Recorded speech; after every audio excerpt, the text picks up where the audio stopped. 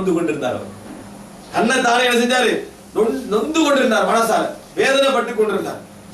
அப்ப அல்லாஹ் தஆலா சொல்ற ஒரு மீன் அவரை விழுங்கியது. இப்ப கற்பனை பண்ணுங்க, மீன் விழுங்கின இந்த நேரத்தில் அவருக்கு தப்புறதுக்கு வேற என்ன வழி? இது எந்த வழியுமே இல்லை. அல்லாஹ் உணர்த்தினா நீங்க எடுத்த முடிவு பிற, நீங்க என்ன திருப்திப்பட்டிருக்கணும், இந்த முடிவுல திருப்திப்பட்டிருக்கணும் அல்லாஹ் தஆலா உணர்த்துறான். உணர்ந்ததனால அவர் அதுக்குள்ள என்ன துஆ கேட்கிறார் தெரியுமா? லா இலாஹ இல்லா அன்த சுப்ஹானக இன்னி குன்து மினல் ஸாலிமீன்.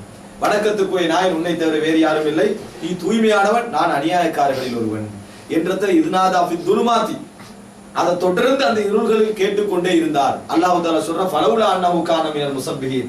அப்படி அவர் கேட்காதவராக இருந்திருந்தால் அவர் அந்த லலபித ஃபீ பத்னிஹி இலா யௌமி யுபாஸூன், மறுமை நாள் வரும் வரைக்கும் அந்த இடத்திலேயே இருந்திருப்பார், மீனுடைய வயிற்றுக்குள்ளேயே இருந்திருப்பார் என்று அல்லாஹ் தஆலா குர்ஆன் என்ன செய்றான்? சொல்லி காட்டுறான். அதனால் அவர் பிரார்த்தித்ததனால் அவரை நாங்கள் கக்கச் செய்தோம், எரிந்தோம். ஓரத்துக்கு ஒரு வெட்ட வெளியில அந்த மீன் கக்கியது.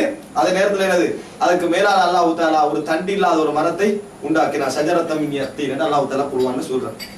ஆக தௌஹீத் ஒரு பொதுவாக முஸ்லிம்கள், அதாவது குறிப்பாக இந்த கொள்கை பிரச்சாரம் செய்யக்கூடிய அத்தனை பேர் உணரணும். அல்லாஹ் தஆலா சொல்றான், உங்களுடைய சொத்துக்களிலும் உங்களுடைய விஷயங்களிலும் சோதனை ஏற்படுத்துவோம், எதிரிலிருந்தும் சோதனை வரும். இந்த சோதனை எங்க எப்படி எந்த மாதிரி வரும்னு தெரியாது, அதற்கு எப்பயும் தயார் நிலையில இருக்கும்.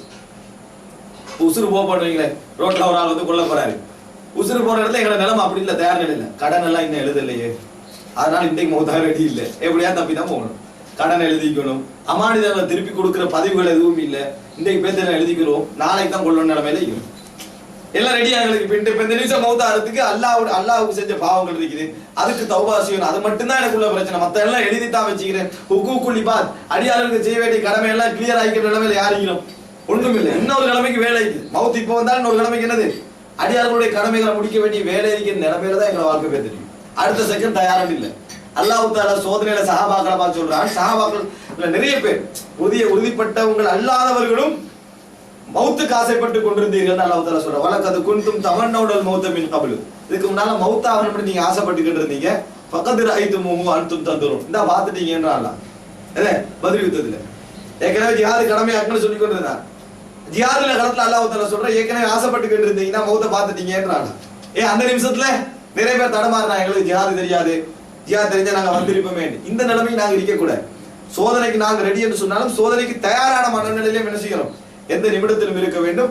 சோதித்துத்தான் அல்லாஹ் தஆலா தேர்வு செய்வான். ஒரு சோதனை ரெண்டு சோதனை அல்ல, வாழ்க்கையே சோதனை. சோதித்துத்தான் அல்லாஹ் தஆலா தேர்வு செய்வான் என்பதை குர்ஆனும் ஹதீஸும் எங்களுக்கு சொல்லிக் கொண்டிருக்கிறது. அந்த சோதனையோடையே நம்ம பலகீனப்பட்டு திரும்பிட்டோம் என்று சொன்னால் அல்லாஹ்வுக்கு எந்த பாதிப்பும் இல்லை. அதனால அல்லாஹ் ரப்பல் ஆலமீனுக்கு எந்த பாதிப்பும் இல்லை. சோதனை அல்லாஹ் தஆலா எங்களுக்கு செய்யக்கூடிய ரஹ்மத் என்பதுதான் குர்ஆனும் சுன்னாவும் எங்களுக்கு சொல்லக்கூடிய விஷயம். ஆகையால் ஒவ்வொரு சோதனையின் பொழுதும் மனதை அதற்காக தயார்படுத்தி பொறுமை செய்யக்கூடிய மக்களாக அல்லாஹ் ரப்பல் ஆலமீன் என்னையும் உங்களையும் ஆக்கியது புரிவானாக.